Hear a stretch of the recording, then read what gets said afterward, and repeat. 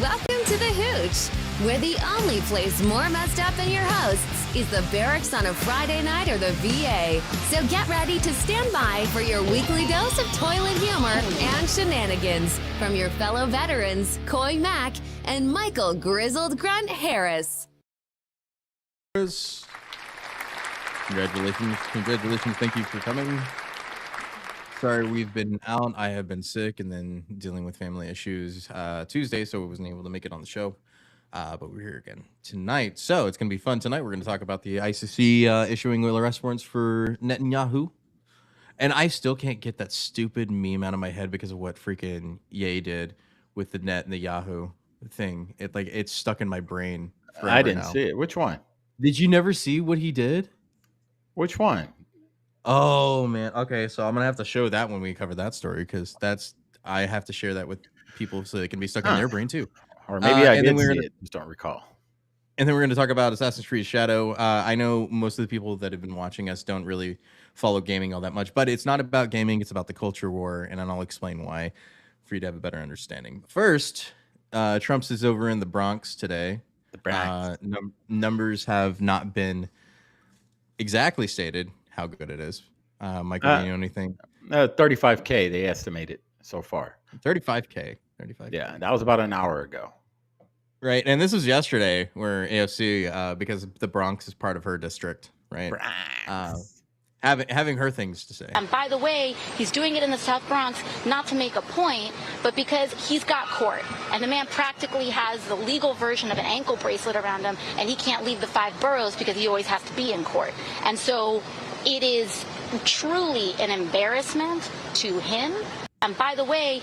Yeah, and she just admits out loud that was the strategy for Trump, was to keep him from campaigning, but instead of keeping him from campaigning, he just changed where he campaigned. Yeah, she just admitted to election interference. Yeah, which is what they're trying to charge him with, by the way. Oh yeah, of course they are. They're trying to charge him with that, but it doesn't matter that Hillary ran on illegitimate for 2-3 years. Mainstream media did, all of them did, but that was okay, because it's the left. It's okay. But then here's all the people in the Bronx. If President Trump came here to the South Bronx, would you attend the rally? Of course. I would want to meet Trump. I want to shake his hand. He's the only president that I see that can ever make America great again. He's capable of doing that. I would love to go to a rally with Donald Trump come, because I'm a big Donald Trump supporter, and I will support him 100%. Oh, yeah, definitely we're going to show him love. We're going to show him a lot of love, and, like they do in other states. We definitely need to see Trump here. There's nothing but love for Donald Trump here in the South Bronx, the North Bronx, the East Bronx, and the West Bronx. So, you tell me... We want Trump to come back. Please, bro. Biden, get out of here, bro. I would come to the rally and support Trump, because the Bronx need a change, and we need somebody that's really going to help this community. I would definitely come to a Trump rally in the South Bronx. I like him. You do? Yes. Yes, I will come to a rally if President Trump was to come to the Bronx, and I also would bring other people to come too and support him. Would Joe Biden get a warm reception if That's he came to the man Bronx? from the 5th floor. No, he wouldn't have, and I'll make sure of that. I'll make sure of that. He reminds me, that guy right there talks like bro man from Martin. I got for $15. You know how he used to talk? That's good, man. And, this is what terrifies the left. They never in their life would have thought that this man would get support from the Bronx, a Democratic stronghold. Yep. That's just going to show, how bad it is. And, they're not going to be able, they can pull some shenanigans, but it's going to be very difficult to keep those shenanigans up. Without a doubt, it's going to be hard. Too big. What do you say? Too big to steal? Yeah, too big to steal. That's the goal. So it's going to be too big. Even though it looks like we're winning, everybody needs to go out and vote. In November. If this election happened, I wouldn't be surprised if Donald Trump won the majority, be 80 to 90% of the vote, easily. Yep. I would say so too. It's going to be really hard for them to pull any sort of shenanigans, like I said before, that they did last time. It's going to be very hard. They can't steal it this time. So, Yeah, keep a look on at it. Trump's case is getting heated up as well. We're not going to cover it today, but like Cohen admitted that he stole $60,000, and this is coming from the prosecution's case, by the way. So the prosecution knew that Michael Cohen committed grand larceny and decided that wasn't important as getting Donald Trump. Yep. And the thing with that money, that hush money, yeah, he lied somehow with the money to get the money and then Stormy. Donald Trump wasn't even aware of a lot of that stuff. He never even knew. Like, I don't even know if Donald Trump actually knew that much about Michael Cohen to begin with. He was just some lawyer that worked for him. Yep. Right. And the whole thing comes down to Michael Cohen, the liar, the convicted liar. Yep. Who now the media is saying, well, his lies make him more credible because he was lying for Trump. Right. That's the headline. So the liar who lied to his wife to get money to pay off the porn star, who nobody asked him to do, by the way. Nobody asked him to do this. He did it on his own. Yep. Right. According to the defense. Took out equity on a loan in a home loan to pay it off. Then, in order to recoup those costs, lied, defrauded, and stole for the Trump organization, vis-a-vis Trump himself, to pay that money back. That's the entire story. So Donald Trump is the victim in this crime, but he's being put on trial for fraud on something that was supposed to be a misdemeanor that they changed into a felony in order to catch him. Yeah. What if all this was planned, though? What if this whole Cohen, it was planned, Trump gets in, they pay Cohen to do all this stuff behind the scene because they knew what they were going to do this next election, because they knew they were going to steal it while Trump was in office. They were already planning that. Then they knew that they would win. And then they knew that all this would go on with Cohen. All of it was planned already, but now it's coming to light. Yep, exactly. Speaking of coming to light, that's actually a really good segue. We got to talk about Assassin's Creed Shadows. I know most of you guys aren't gamers, but this is a culture war thing. And I want to show you the official YouTube of Ubisoft, which is a French company, by the way. I want you to keep this in mind when we're talking about this issue. Ubisoft is a French company. Of course. It's a French company. Okay. And so Assassin's Creed Shadows has currently a dislike ratio of almost like 400,000. Right? So their likes are 276. Their dislikes are 661,000. Wow. Yeah. And this is a trailer. I don't know if you've seen the trailer for it yet. No, I haven't seen it. We'll go ahead and do it. Maybe you react to it.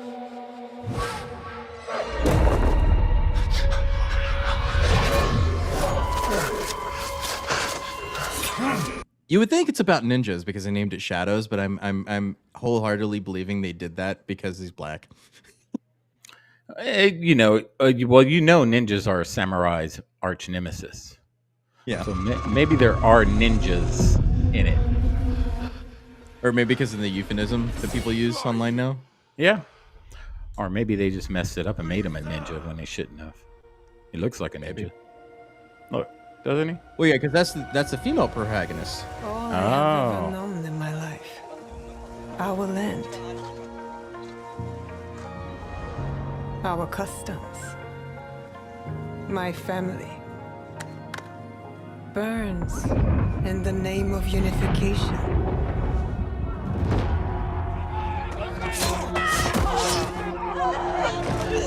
Because you would think by looking at the trailer that this is going to be about Japanese people, right?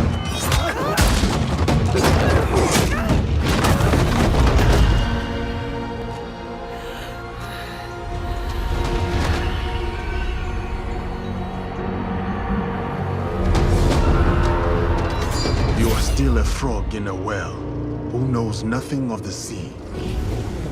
The ocean's filled with new ships, but they all come from the same river. Greed.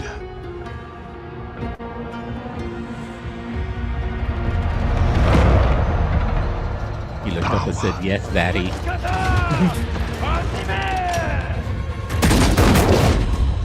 vengeance.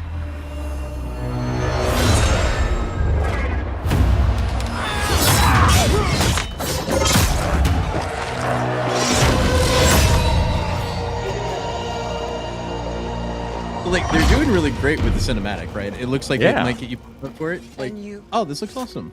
Will you continue down that river? But instead, oh no, it's about the black guy. Or choose another path beyond what we see?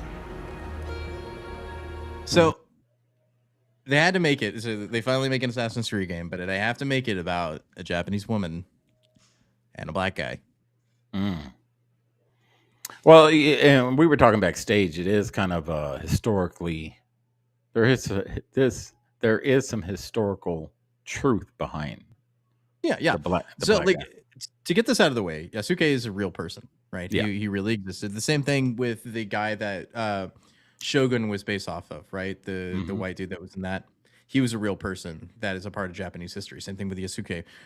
Whether what happened to Yasuke and that guy are the same, we don't know, because I wouldn't exactly call the white guy a samurai, even though he was a high retainer. Same thing with Yasuke, he was a retainer. But there's also reporting that he was also made to do party tricks, and that Oda Nobunaga kept him around as kind of a fun novelty, right? He didn't exactly keep him because of his personality, and then he could speak Japanese, but he looked at him more as a party favor or a trick. Or a jester. Look at my black guy. Come here. Like, people are trying to make it look like this guy was like some sort of key historical figure, and there's only like really 2 sentences about him. And then he was like, once Oda Nobunaga died, he was sent back to the Jesuits to be a slave again, and nobody knows what happened to him after that, right? So like the historical standing apart is the fact that they've made this game be something that it's not, like, because like all the Assassin's Creed game up until this point have been about the cultures they've been in, right? So with Valhalla, it was about, the Vikings.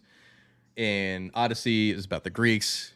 And before that, they had their Egyptian one, and it was about the Egyptian and the Italian. And at least in 3, they had a Native American for the American Civil War, right? Which would have made sense in that time. Right?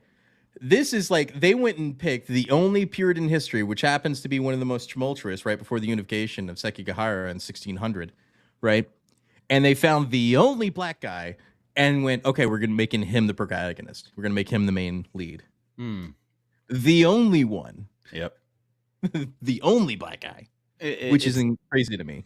It's the whole wokeness, man. They're going after every fabric of our culture. And they're trying to ingrain this DEI, which this is exactly what it is, into video games. Yep. And it's going to fail. This is the culture we're facing, right? So like we talk about this before, is like how every facet of society, whether it be from journalism, gaming, right, and gaming journalism, which is the worst, sports, right, to politics, to sports, all of these activists have made their way and ruined everything like a cancer. Yep. Right. So here's a creator that had his 2 pieces to say, and I agree with everything that he says. So we got our first look at the new Assassin's Creed game, and I gotta say, man, I'm not impressed. I'm actually just really annoyed right now. We have 2 main protagonists, 1 female, 1 male, just like Odyssey. We're gonna be using Neo. I hope I said that right. A female Japanese character. And for the male character, they're gonna be using Yasuke. Now, I'm annoyed because they're using Yasuke, and I'm gonna tell you why. Yasuke is what they want to say is the first black Japanese samurai, when in all actuality, he was not even a samurai. He was a retainer, so he wasn't even a full-blown samurai. And for all of the characters they could have used for Japan, all these kind of different people they could have picked from, they picked Yasuke. Why do they pick Yasuke? Because he's black. So in context, that doesn't matter to me, because in all the Assassin's Creed games, every single character has been of some kind of different race and nationality, so that doesn't matter to me. That's fine. But you have to understand what day and age we're in. You have to understand the kind of modernity. You got to remember that they're making things for the modern audience. Yep. Modern audience. When you hear that, that means DEI. Diversity, equity, and inclusive.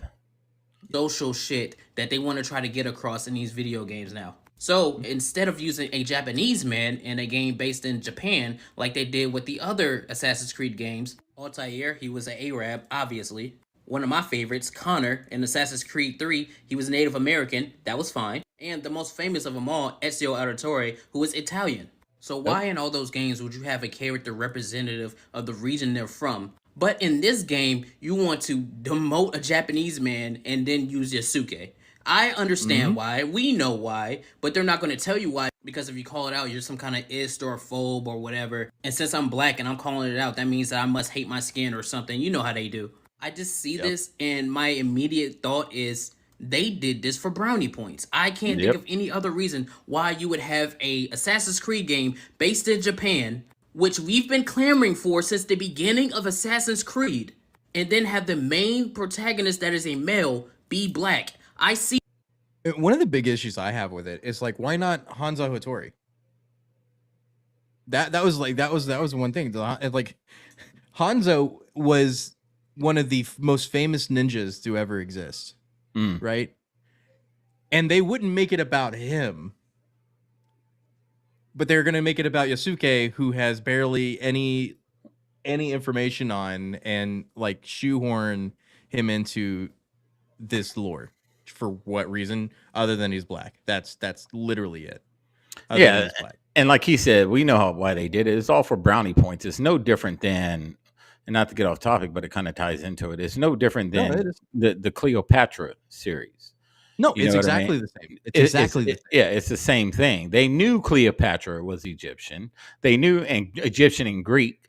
They knew her origins, but in order to cater to the woke mafia, the woke black shirts, the woke brown shirts, the woke Bolsheviks, whatever you want to call them, just say woke and something to it. Yeah. They made her something she's not, and then it flopped. This game will flop no matter what the numbers say, no matter what they sell about the sales. This game will flop. And then a price tag that's on it now will drop tremendously. Right, and which we'll cover in a second. One of the other big things that's coming out of this is that Ubisoft appears to be confirmed Assassin's Creed Shadows protagonist Yasuke and Naoe are LGBTQ. Because why aren't they? Because day and age, right? Yeah. It's the year 2020, 2024, and so we have to make everything lame and gay. But the question is, Koi, and we talked about it backstage, why does that matter? We understand it doesn't matter to us, but why do they have to say that? You know what I mean? Most gamers just want to play a game. It's irrelevant to them, real gamers. It's irrelevant to them what the race of the person is, what the sexual orientation of the person is, what the religion of the person is. It's irrelevant. They just want a decent game. If they're going to spend money on something, I just want to play the game, man. I don't care if the character is a black gay samurai. Is it a good game? Is it a good game? And and nobody knows. Like, nobody's actually seen any gameplay footage from this game. So they've already put up pre-orders for it too. They're going to and nobody knows what it actually is. And one of the other big things with this, and the reason why I'm telling people this, is the fact that the person that was responsible for, I guess, historical accuracy or whatever was a LGBT activist. Of course. Who wants to challenge moral standards around transgenerational sex. And you know what transgenerational sex means? What? Pedophilia. Oh, don't buy it. Yeah. So, you know, the Hattori is like Schmidt Hattori. Hori, sorry. Wow, that's a terrible last name, Hori. It's fine. It's fine. She's a hyphen anyway, so yeah. But what it was is, I'm trying to find the here it is. Yeah, her biography on Darth Mitt's website confirms she is an activist. I'm interested in investigating how gender, sexuality, corporality, and power are represented and negotiated in pre-17th century Japanese narratives and illustration. My first book, Tales of Idolized Boys, Male Love in Medieval Japan, right? Which is talking about the fact of adult men having sex with young boys is what that book's about. here's what's going to happen with this game. The Japanese culture is going to hear about it. Oh, they just have. like it happened with Cleopatra. The Egyptians got involved with it. They started making a big stink about it, and it went downhill really fast. Japan is going to do the same thing. This is going to be one of those games that they're not going to sell in Japan. They're not going to sell in a lot of these countries like that. It's just going to be the woke West Americans that are a very select few that's going to buy into this crap. Right. So here's some of the selections from Twitter, Japan Twitter. A game where black people massacre Japanese people in Sengoku period is a perfect example of UBI. It is what happens when political correctness is taken to the extreme, which is right. And they're like, the sword is in the prong position, no good to have it open in your side, and wanted Yasuke to appear as an ally. They were mocking Japan. Are they marking Japan? They should have made someone like Saizo Gari an assassin. Yeah, sorry. It takes me a minute when they have like really long last names. It's a bit disappointing. I wanted to play a Japanese ninja. It's my favorite game since I started this with Syndicate, and I have played everything. So this is sad. I don't think there are any Japanese people supervising the architecture. Yeah, there is. There's a hyphen. There's a hyphen. Right? She's modern. I don't think these the Japanese people supervising the architecture. It's Chinese and filled with lanterns, torii gates, and paper lanterns, so it doesn't feel like this. I think the Shogun stands out. Yeah, Shogun stands out better as an example in a drama. So, like, Japanese are reacting to it exactly what you would think they are. It's like, hey, you screwed up everything, for one, and two, why are you having a black dude go around murdering Japanese dudes? Oh, yeah. That's why I said Japan's going to be like, nah, that game's not allowed here. But here's my issue with it too, is the fact that they wouldn't do this to China. If they were making an Assassin's Creed in China, they wouldn't change the male protagonist to a black dude. You remember China anyway. You remember the big stink about, I think it was Call of Duty or Modern Warfare, where they made the enemy Arabs, right? Remember that? Yeah. And there was this big stink about it, and then they came out with another version and made it Russians or something. So that's a good question. Why do you have a black samurai going around killing Japanese people? It's hard to be an assassin when you don't look like everybody else. Yes, that's true. To a surprise to no one, this is what most of the team looks like that were responsible for making this game. It smells like estrogen. It is a lot of white women with purple hair. Blue hair. I count at least 2 here. Yeah. Yeah. So I like how their diversity standards are really high, because I can find, let's see, 1, 2. Can't count the one 3. in the back. She's like maybe 3. She's here. mixed. Yeah. She's ambiguous. She might be. But yeah, maybe 3 in there of that whole. And then it's like, I can see 2 shoehorn glasses here in the front for some reason. I don't know why they wear those 60 glasses. But the other thing that comes along with this is the fact that this game is also infiltrated by none other than the CEO of Sweet Baby herself, which we've covered before. Sweet Baby Inc. is a consultancy company that ruins everything. Yeah, she's to make it more equitable. Jezebel. Yeah. Jezebel spirits. So if you think it's going to go great, it's not. And the other thing is when other devs actually go to critique it, and they end up having to be silenced and apologize, because that's how cancel culture works in the world, is that you can say what you mean. The concerns and criticism around Assassin's Creed Shadow are valid, and I personally think that it might disrespect Japanese culture with the provided historical inaccuracy. People, especially Japanese people, have a full right to oppose trends like this, right? Yep. This guy is one of the developers for CD Projekt Red, also known for the Witcher series games and Cyberpunk. And the mob went after him, and then he posted his struggle session with them. I've noticed criticism regarding my recent comment about Assassin's Creed Shadows. After reflecting on it and reading responses and retweets, I realized I owe you an apology. Of course. You never apologize to the mob, because once they get blood, they will always come after you. You stand on what you say. And if they got a problem with it, Yep. Tell them to do something about it. You got a problem with it? Do something about it. Right? You say what you say. You say what you mean. First of all, I acknowledge that I am not qualified. I am not qualified to share statements or discuss such topics. Yes, you are. You're a game developer. Yep. You saw them making a mistake and you called it out, rightly so. Your feedback was. And he said he's not qualified. So is the woke mob qualified to critique his comments? Yes. Apparently, because that's what he did. He just gave them power by saying that. Yep. Your feedback has highlighted the importance of being more informed and respectful in my opinions. It has also shown me that should be more open to new ideas and not restrict ourselves too much while creating new worlds. We will all draw inspiration from a wide range of media. That's great. I appreciate your patience and understanding. I've learned something valuable and will strive to do better in the future. While he has a gun to his head. Now read that with the gun to his head as he's being placed in a hostage video, and it will sound absolutely convincing to you. Is there a gun emoji? There should be. Oh. They got rid of it. Remember, it's a squirt gun now. Oh, that's right. Yeah, I don't know. This is what we talked about the other day about you just have to ignore them. It's not that they're winning.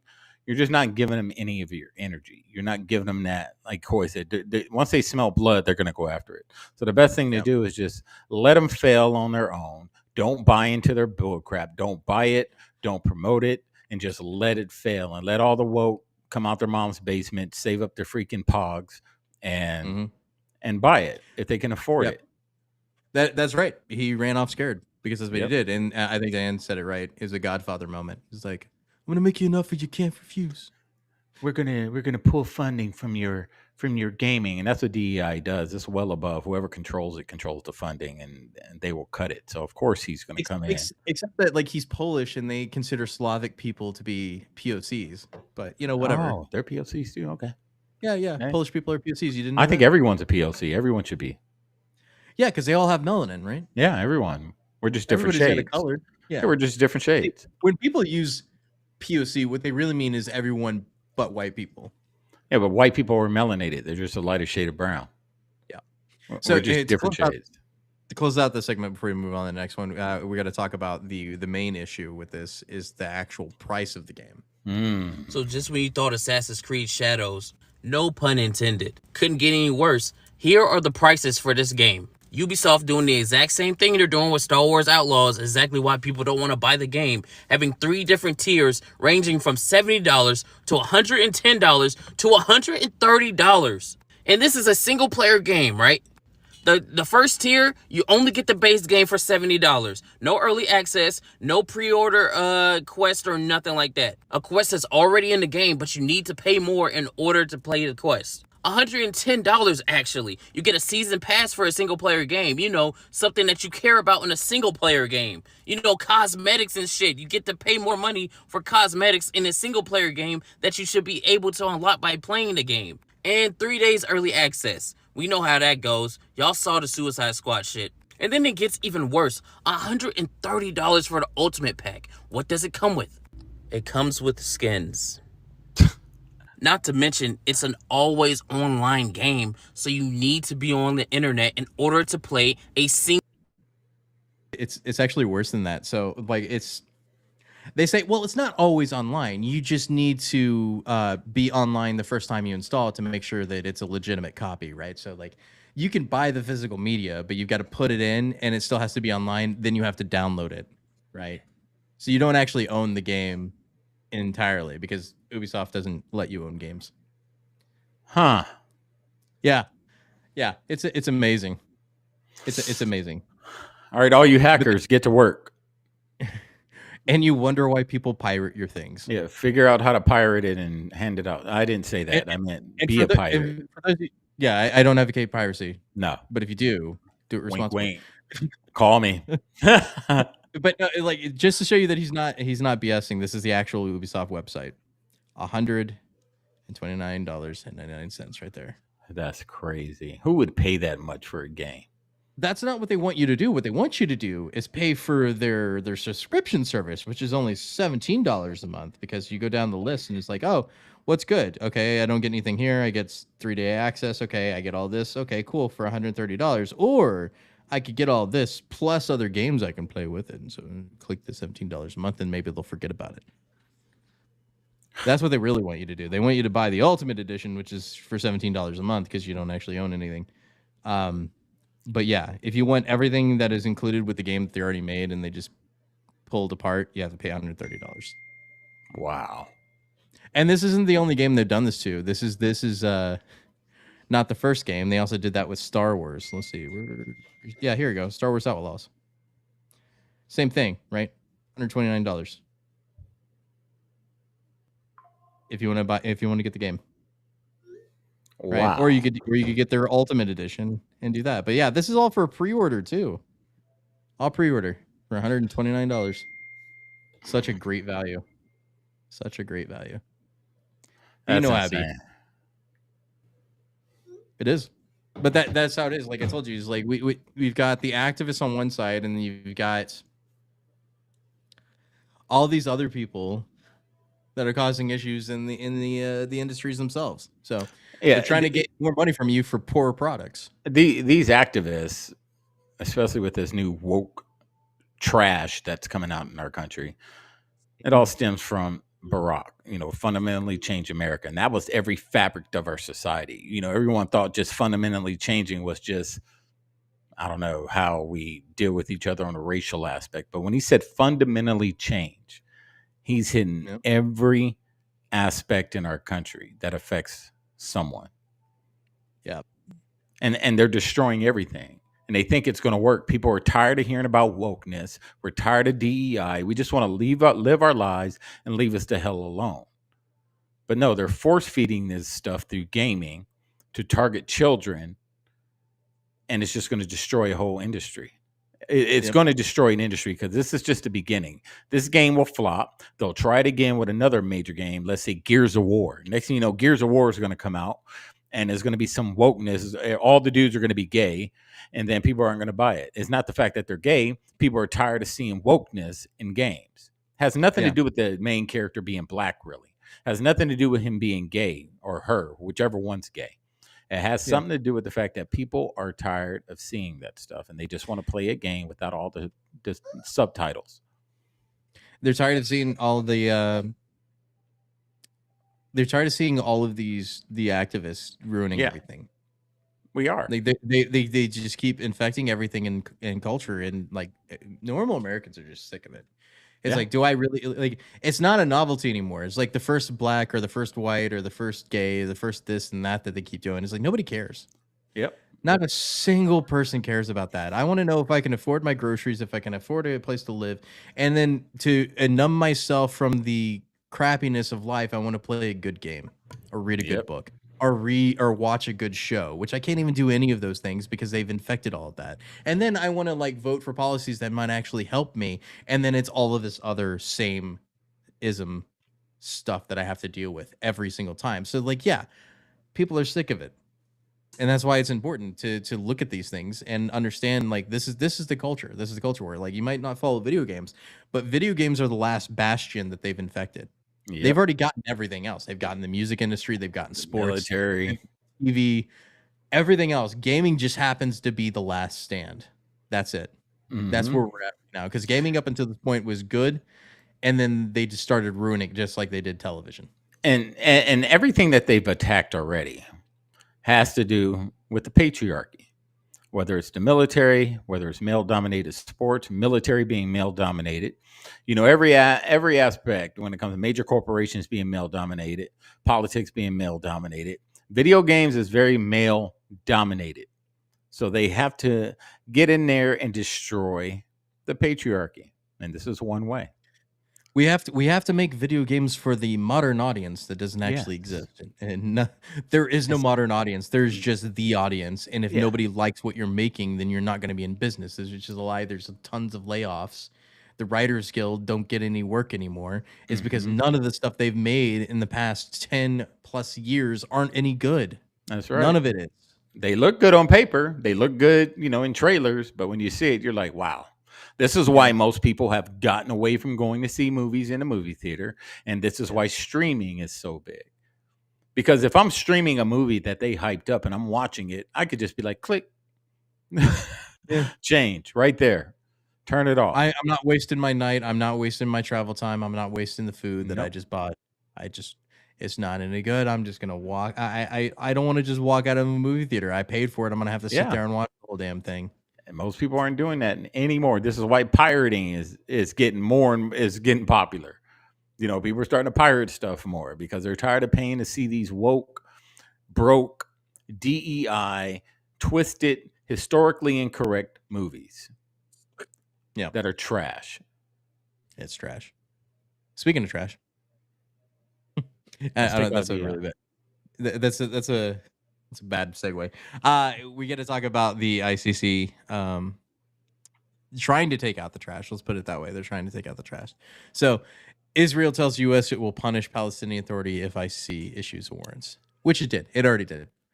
It already issued the warrants for the arrest of Netanyahu and the defense minister, as well as the 2 Hamas leaders responsible for the attack in October.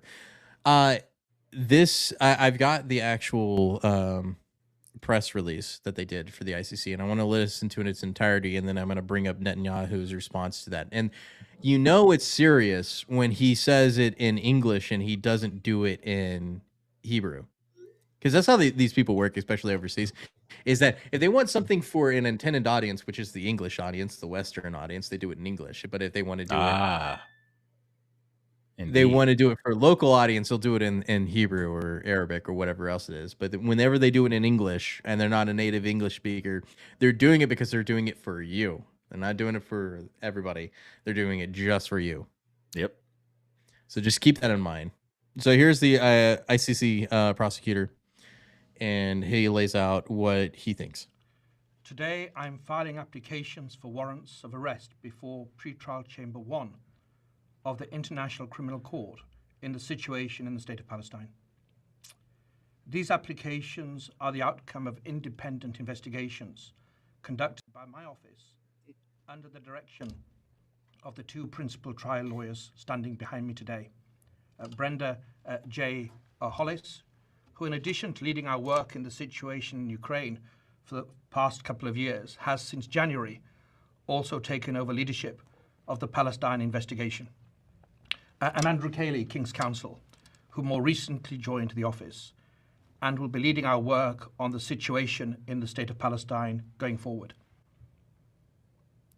On the basis of evidence collected and examined and analysed by my office, I have reasonable grounds to believe that 3 senior leaders of Hamas, Yahya Sinwar, Mohammed Daif, and Ismail Haniyeh, bear criminal responsibility for the following international crimes committed on the territory of Israel and the State of Palestine from at least the 7th of October 2023.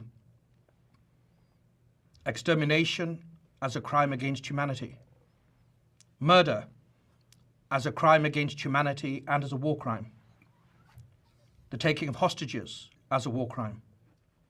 Rape and other acts of sexual violence during captivity as crimes against humanity and as war crimes.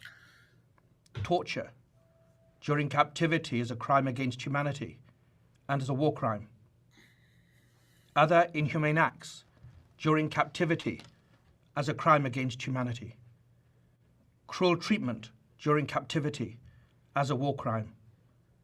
And outrages upon personal dignity during captivity as a war crime. Which I don't think anybody disputes. And October 7th was heinous. Yeah. It was an absolute crazy, like you said, crime against humanity. I don't think anybody in their right mind could look at that and say that was justified in any manner or means. And we've said that on the show many times, that it wasn't. That no matter your grievances, what you did on that day was absolutely grotesque. But what Israel has done since then is just as grotesque and damning. That's my point of view. It's it's one thing to conduct warfare against the terrorist operatives, and I know it's difficult, but what you did to the entire Gaza Strip as a result is not anywhere near self-defense. That is true. Because from our experience, if we had done half of what Israel had done, Could you imagine the outrage in the international community? Because we did some horrible shit in the 20 years. Yeah, right? Abu Ghraib being one of them. Imagine if we would have leveled Cabal and displaced all the. Imagine if we would have done that. I get trying to defend yourself against an attack. You counterattack. You get hit, you hit back. Yep. Then if they keep hitting, then you go on the offense and you take out where they're hitting you from, and then you back off. But the rule of thumb when it comes to combat is you want to protect as many civilians as you possibly can. We understand that there are casualties of war. It happens. There are people in the wrong place at the wrong time. That happens all the time. But you also want to limit it. There's been many times in Afghanistan, or the time I did in Afghanistan, to where we couldn't do certain strikes or we couldn't fire in certain areas because there were civilians running around. No matter if we was getting fired from, as long as we were in a protected area and they were shooting at us. But if there was a bunch of civilians in the area, we weren't just going away blasting in that area. All our strikes were precision. We would draw them out of the area, their strongholds. We would get them out in the open by drawing them out in some way, shape, or form. Or we would actually go into the village, pick our targets, and then attack that way. We wouldn't just drop bombs in civilian populace and say, oh, yeah, casualties of war, eh? Yeah. It is in the war, especially against the insurgents in Iraq and the insurgency in Afghanistan, there have been much easier times if we had just leveled the villages to the ground, which is what they've done in Gaza. Is not about attacking the Hamas agents. It's like, yeah, I get that they're bunkers underneath the city. I get all of these things at the same time, but wouldn't you want to minimize the casualties of the civilians involved in that? It's like, so you get one terrorist for every 10 civilian. That's okay for you? Yeah, plus civilians. Like if that's what you're going for. Like, could you imagine the headlines if the Americans had done that? And I'm pretty sure somewhere in the Geneva Convention it talks about that. Right. Yeah. So if they're going to do this, they are probably looking at the Geneva Convention saying, hey, what does it say about targeting civilian areas, regardless of who's in there? If that was me and I was the commander of those forces and I knew that terrorists had a stronghold in a building. But then, they, of course, this is a tactic they use. I have been there. They use this tactic. They use civilians as shields. Yeah. Okay. They use civilians as shields, but I'm still not going to target it because they use civilians as shields. What I would do, I would actually put boots on the ground and go in there and draw them out. That's how you draw them out. The civilians will usually put their hands up. The fighters will usually try to fight. Usually. I get in their rational mind, they were going for the least amount of casualties on their sides while maximum damage and output on Gaza. I think that's what it is. I think it is collective punishment to the most degree, because that's exactly what it is. It's like, just because you want vengeance for what happened to you doesn't mean you get to destroy everybody else's life in the way. Right? So like, it's no longer about self-defense. Self-defense is about defending yourself. Now you're on vengeance. And that's what I would call it. It's because vengeance, like I said, is not like self-defense is not when you get into a tussle with a guy, he pulls out a gun, you pull out your gun, you shoot him, then you go to his house, shoot all of his family, and burn down his house. That's not defense anymore. That's revenge.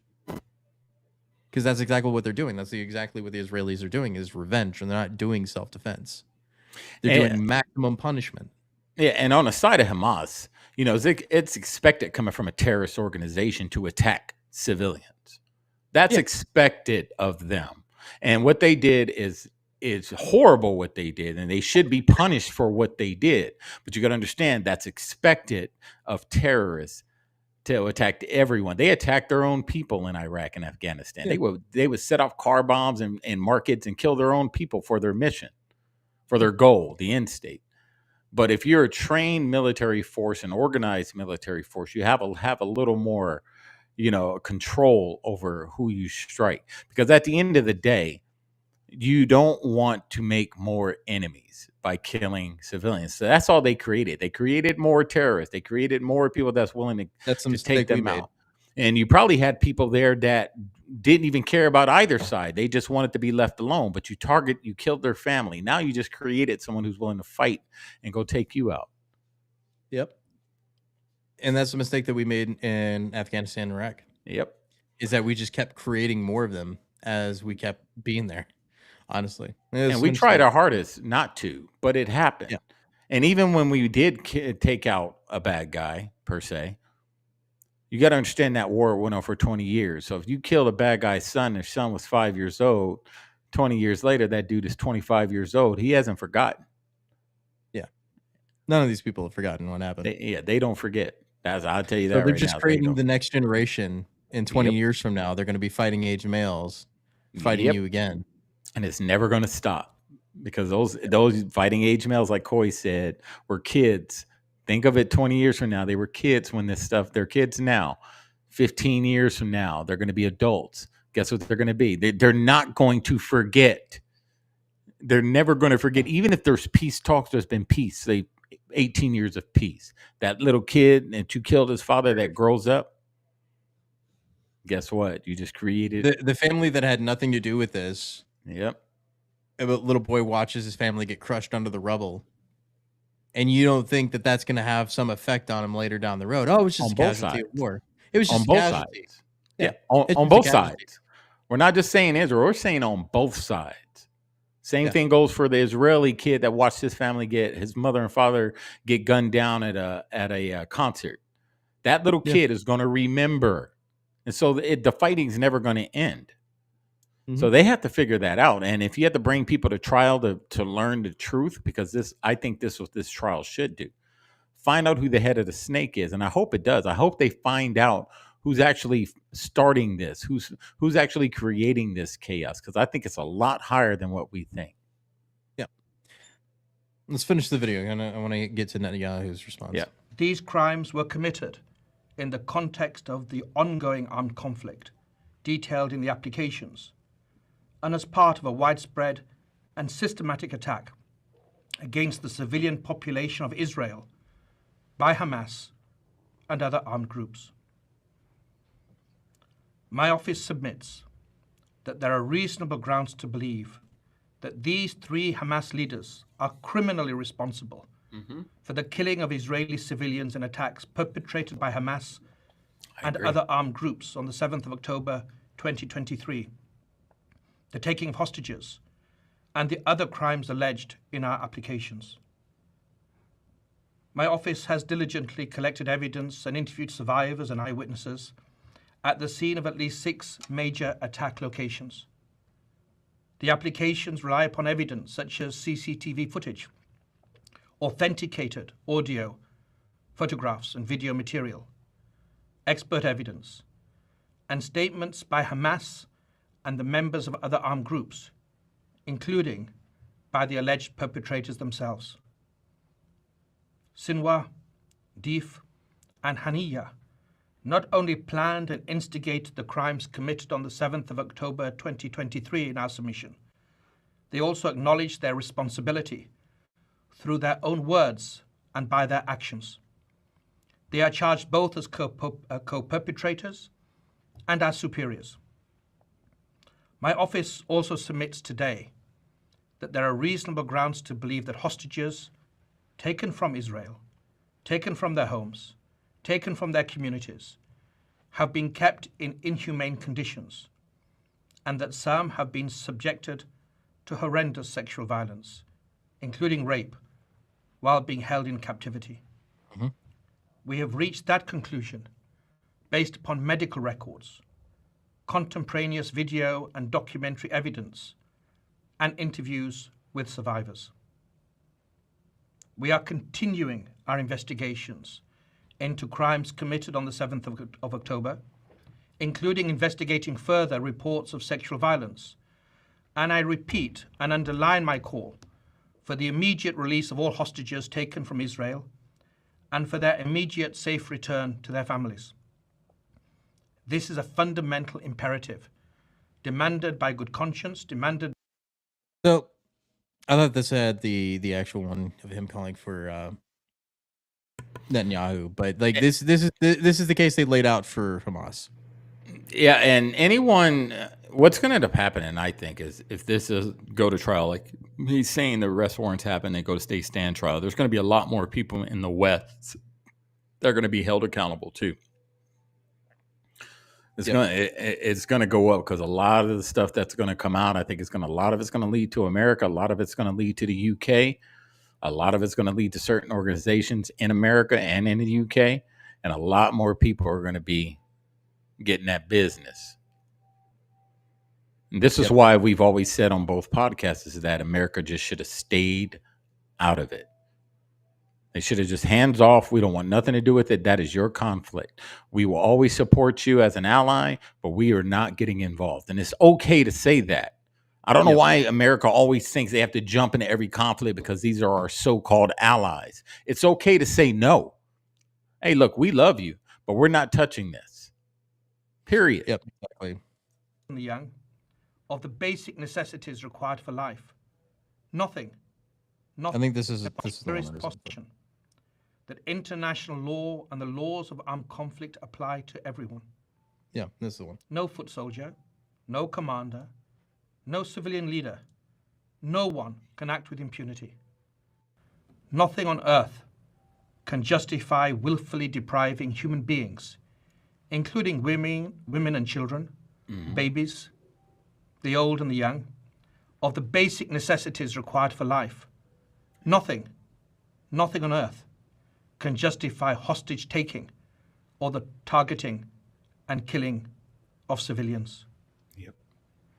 The independent judges of this International Criminal Court are the sole arbiters as to whether the necessary standard for the issuance of warrants of arrest have been met. The judges of the International Criminal Court must be now given the space to do their work and to dispassionately and objectively review the evidence that we have submitted. Right, and it's true. It's like the whole idea. This court was created in the aftermath of the Holocaust in the first place, and so like the main issues like with them is like they're laying out the crimes of Netanyahu as being starvation. Mass starvation is one of the big key issues. Is the attacks on aid workers and the disallowance of people to basic needs, access to basic needs. Not only that, an indiscriminate killing of civilians through bombs. Right, that's where they've laid out their case. And for the Americans to be like, nah, we're not gonna follow that, or the Israelis go, no, we're not gonna follow that, is like the International Criminal Court is only acceptable when they're against our enemies, right? They're as they put it, African warlords and Putin. That's it. That's the only time that the ICC is allowed to have independence. Is when we say it's okay. Yep. And I think that's absolutely disgusting. It is. They're disgusting. useless. It's like, yeah. What's the point of having it if they can't actually do anything about it, right? Unless it's to your enemies, right? Because that's how we work. Is that we only allow certain things in the West as long as it's our enemies. But it's when we're doing wrong. You know, like the idea of invade the Hague. So like they when Bush was starting to get hit with war crimes, they're like, no. Yeah, and it's like, he should have been. He still should.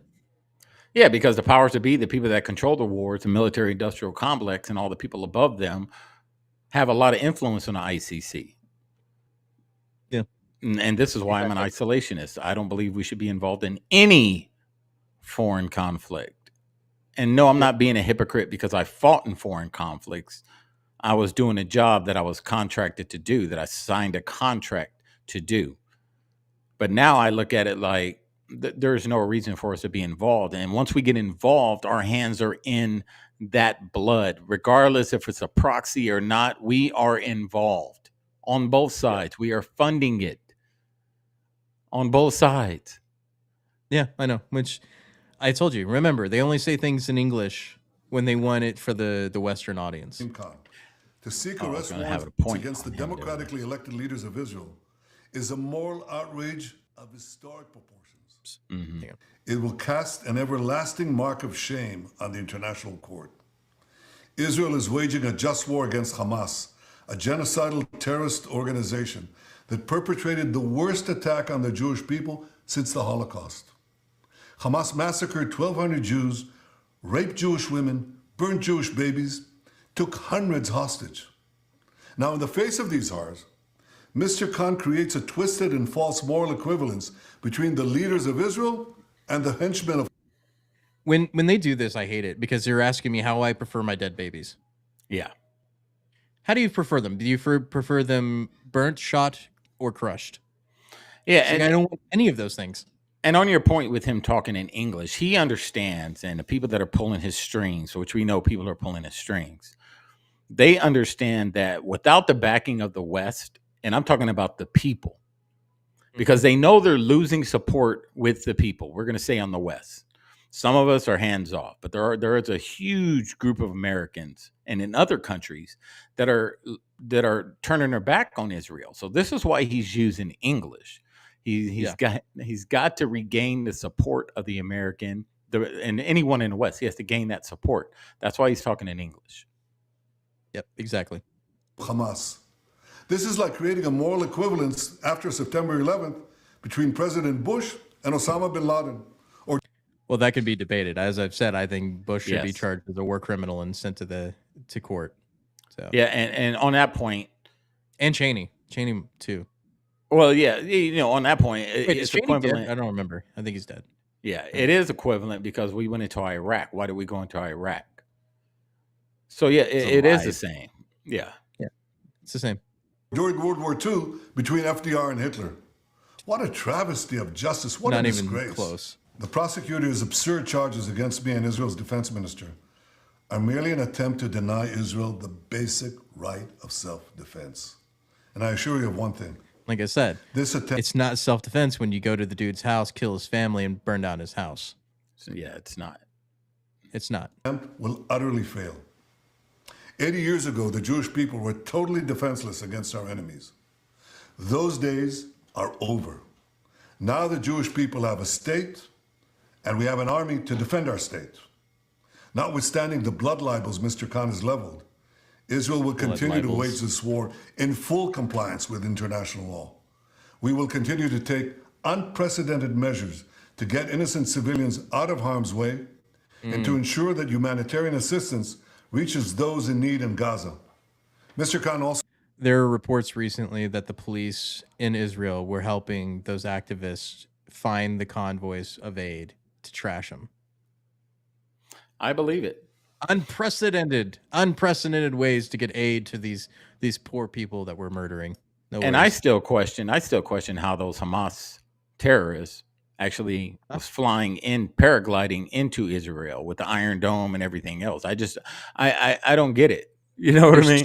Too many questions about that day. Yeah, how did that even happen in broad daylight? And you have the Iron Dome, you have all this defense. I mean, it's a military state. That's what Israel One is. of the best intelligence agencies in the Yeah, world, so and even how did Israel warned that- you that it was going to happen. Yeah, and how it did still it happen? happened.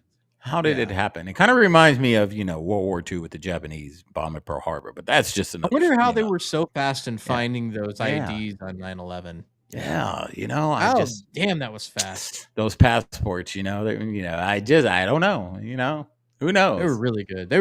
The FBI was really good at finding things right after, but not before. also sets a dangerous precedent that undermines every democracy's right to defend itself against terror organizations and aggressors. The ICC has no jurisdiction over Israel, and Mr. Khan's actions will not stop us from waging our just war against Hamas. But Mr. Khan's abuse of this authority will turn the ICC into nothing more than a farce. No, what you really want to say is that the ICC is supposed to be a Western puppet, and that by doing this, you're breaking the unspoken agreement. Right? We have an unspoken agreement that we only go after what the West seems as okay. Yep. That He's you're not not an supposed to independent go. body. Yeah. No one's supposed to go after anything Israel does because they are untouchable. They can do the most heinous things, and you shouldn't go after us. You have no authority over us, and that's what he's saying. We can do what we want. Let's forget the fact that these people have bombed an embassy in violation of international rules, right? Because this is what they say. The West always says that they are for the international-based order, right? We're all about the international laws and international rules, except when they're applied to us. Yep. Except when they're applied to us. And look, I want the audience to understand, we're not attacking Israel. The people. Just this guy. Understand, Just this guy. it's not the people. The innocent people who are caught in the middle, we will say this over and over again. We're talking about the corrupt government as we do when we talk about our corrupt government. No one is safe when it comes to corruption and justice. Pretty much every single national leader today is they're all almost corrupt. exactly the same. Exactly the same. Bunch of warmongers. Callously pouring gasoline on the fires of anti-Semitism that are raging. Now we got to make it across the about earth. race. Through this incendiary magic decision, Mr. Khan takes his place among the great anti-Semites in modern times. So because he's hold up. calling you out for doing Okay, go ahead. things that are wrong, he's an anti-Semite. And I was going to talk about that also. Yeah. So it's the same thing in the West here in America. You can't say anything about a certain race of people that is wrong, or you'll be considered a what? A racist. If you call out the LBGTQIA LMNOP parades with them, with their wangs hanging out, and you call it out, what do you consider? A homophobe. If you call them out for things that are pretty bad outside of the defense of your country, now you're an anti-Semite. They use these words to shut you up. These buzzwords don't work anymore. A wrong is a wrong, regardless if it's self-defense, regardless of what happens. Innocent people should not die for your vengeance. Period. Yeah. And that's what it is vengeance. It's not self-defense. Yeah. On whether the United States has any evidence at all that would substantiate the ICC prosecutors' specific allegations against Israeli leaders that they are using starvation as a tactic of war in Gaza, or exculpatory evidence for that matter, and if you would commit to releasing that information before any potential issuance of ICC arrest warrants. And Look, we made my position known on ICC. You guys never keep the deal, but that's okay. We've made our position clear on the ICC. We don't recognize the jurisdiction of ICC the way it's being exercised. And do you hear that word? The way it's being exercised. Okay, so the ICC is the International Criminal Court. Keyword. International. So with it being an international entity, what does that give them jurisdiction over? Anything international, right? But as long as they're signed on to it, which the United States and Israel are not. Oh, and so they say they don't because we propose all these types of rules and regulations, but then we don't actually sign on to any of them. Oh, so they won't sign on, and what does that tell you if they don't sign on to it? They don't want to be. They want to uphold the standard, but they don't want to be held to the standard. That's what it is. They don't want to be held to some of the crimes they may commit during a conflict. But they will point the finger. George Bush. They will point the finger at another country that falls under the ICC and say, "Hey, ICC, you need to go after them for committing these heinous crimes, but not us because we didn't sign on to it. We don't want to sign on to it. Can't hold us accountable." No, everyone needs to be held accountable. Every single one of them. Right, and it's not just Biden. It's a bipartisan push to, of course, to demonize the ICC. America should punish the ICC and put Kareem Khan back in his place. And if the ICC is allowed to threaten Israel's leaders, we know that America will be next. There is a reason that we've never endorsed the International Criminal Court, because it is a direct affront to our own sovereignty. We don't put any international body unless we agree with it, which was what we did when they went after Putin. Okay, what did he say about sovereignty again? Yeah, it violates our sovereignty. That's why. Okay. I don't want to get off topic. This is just a point. What did Biden sign giving up our sovereignty? To who? The WHO Act. Yeah. Okay. I'm just saying it violates our sovereignty, but Biden signed something with the WHO to give up our sovereignty just in case of a national emergency. I'm just saying, see how they pick and choose. They think we're dumb. We're not dumb. You guys don't want the ICC involved because you said you know that there are war crimes committed under the guise of democracy and freedom and defense. You know that there's going to be crimes committed, mainly by the West. So you don't want to be held accountable. in our We know it's favorite Lindsey Graham. Oh, yeah, another war. Yeah, we'll find a way to arrest our displeasure with the ICC, because if they'll do this to Israel, we're next. This. What are they worried about? War crimes, like exactly. You see, they're telling us exactly what are they worried about. Why would he say that? Why would he say that? Because maybe the deep state has been doing a bunch of shady stuff throughout the entire world that it constitutes as war crimes, and nobody wants to be held to account for the war crimes they've committed, especially over the last 20 years. Exactly. So if you're not committing war crimes, you don't have to worry about the ICC investigating you. You don't see the ICC going after Sweden and in these other countries. So why are you so worried about? Why did you say they'll come after us? What are you worried about? If you didn't, if America is this just and holy and this perfect country when it comes to combat and conflicts, war, why are you worried about the ICC coming after us? To be fair, they haven't gone after China for their crimes against humanity either. So I will put that on them. They should do more in order to actually combat people from committing genocides, like in Africa, like in China, like in other places around the world where they are actively committing these atrocities, and they haven't done anything. They should do that. I will condemn them for that. But maybe this is the first step. Maybe you have to go against the people that are keeping you from doing those things based off of their policies and not what is actually the right thing to do. And they're worried about them cutting off the head of the snake.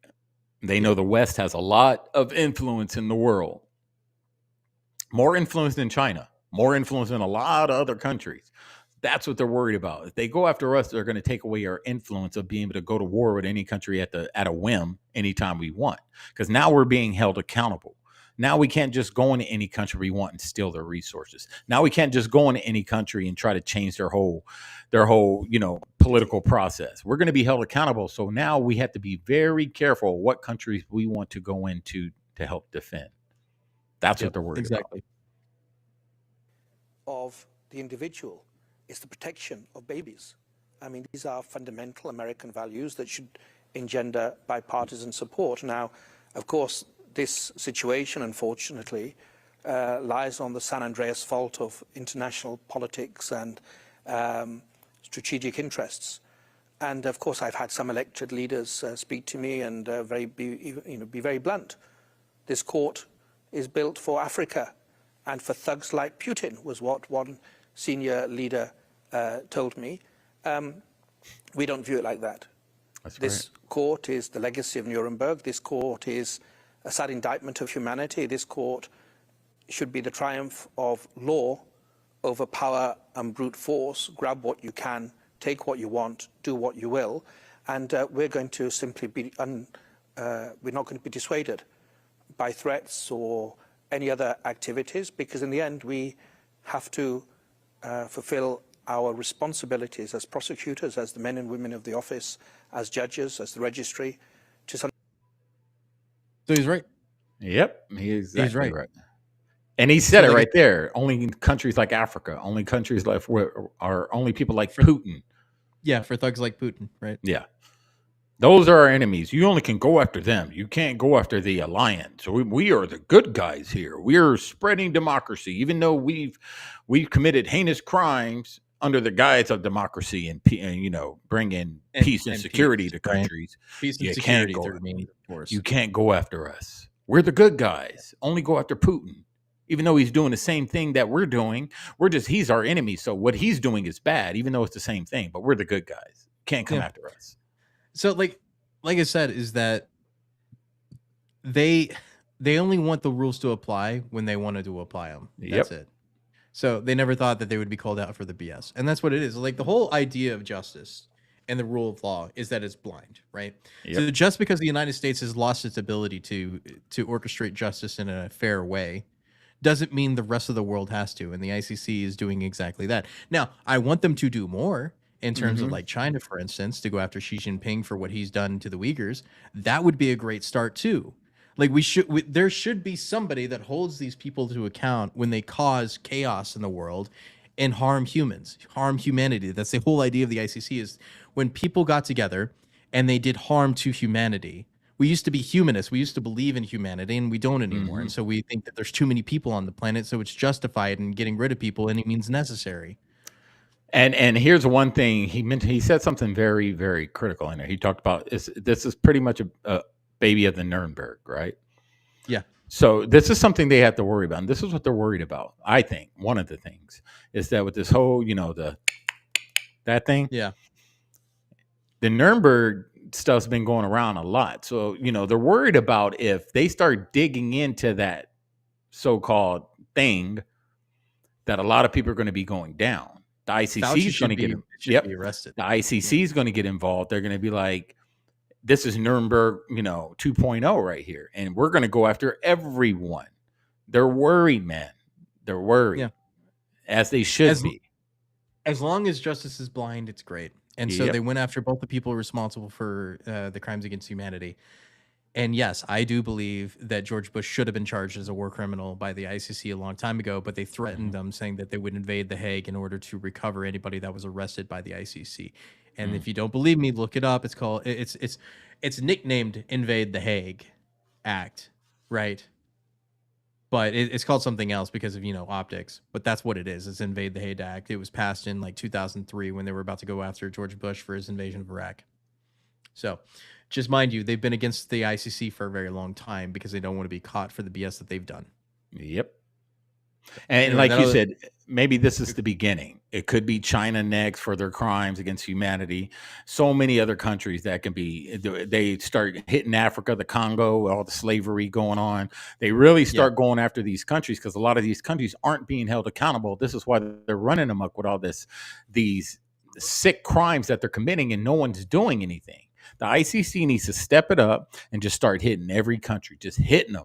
And once you start hitting the big dogs, the other ones will toe the line. They'll be like, "Well, I'm not going to do anything wrong." The reason why it's such an important thing is because the people's like, well, they have no enforcement mechanism. They do, because all the signatories on that treaty say that if somebody has an arrest warrant by the ICC, they are obligated when that person sets foot into their country to arrest them. Yep. Right. So there are a lot of countries on that list that would have to hand people over. So if they actually started doing that, that would limit and sanction them to a certain area of the world. And if the United States actually did that, we could arrest people as well and send them to face account. But they won't do that because they don't want to have their own people taken for the crimes that they've committed. That's right. Go white hats. Yeah. Anyway, that's it for today's show. We're going to be on tomorrow night with the Savage Patriots doing what was it called again? Famous Fridays. Yeah, Famous Fridays. That's what we're gonna do. It's gonna be a Famous Friday. It's gonna be tomorrow night on the Savage Patriots at the same time, same place as always. And people don't know what Famous Fridays are. We're just making fun of these paid activists on social media and how they all just talk about the same crap. Paid actors. That's all they are. They get paid to spew propaganda, and we're just gonna call them out. Exactly. So that's tomorrow night. We will see you all there at the same time, same place. Please like, share, comment, subscribe, and we will see you all next time, next Tuesday on the Hooch. We love you, America, and we are out. To war.